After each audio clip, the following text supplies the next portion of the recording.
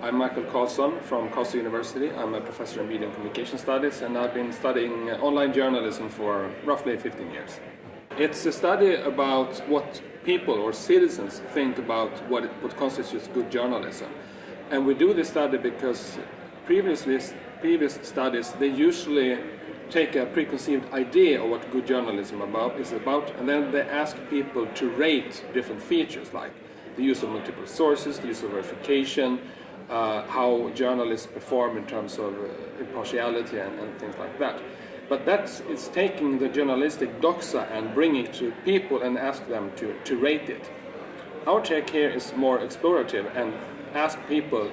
We sit with them for like 1.5 hours in focus groups, and we talk about journalism in general, and we ask them, what do you think journalism is? When is it good? What makes it good? So that's the approach we have in this paper.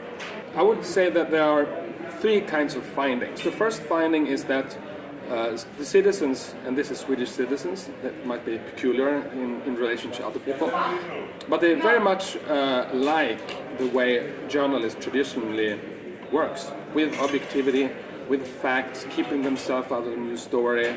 So there's a confirmation that journalism is good, that they overlap. Another finding is that there are some areas where researchers don't ask so much, like for instance linguistics and aesthetics.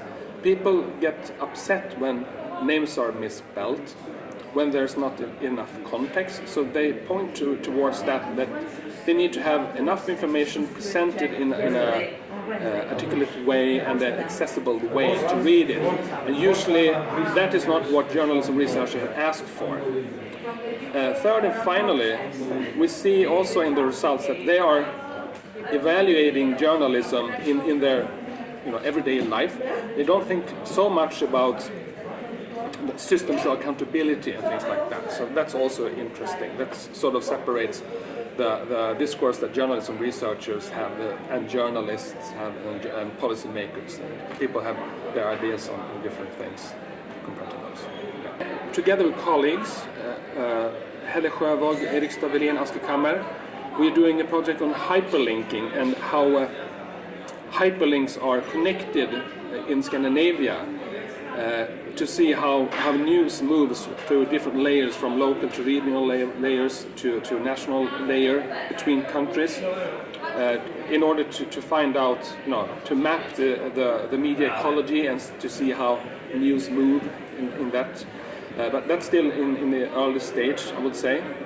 And in tandem to that, I also work with the colleagues Ingela Woldbring and Sara Ödmark about the sharing of news between platforms, like from news platforms to Facebook platforms, to see what kind of news that gets shared and what kind of news that doesn't get shared. And we had a paper on that yesterday where we find that politics is the news items that gets shared the most, and it's tabloid papers that get shared the most. And like regional papers hardly enter the sharing economy, so to speak.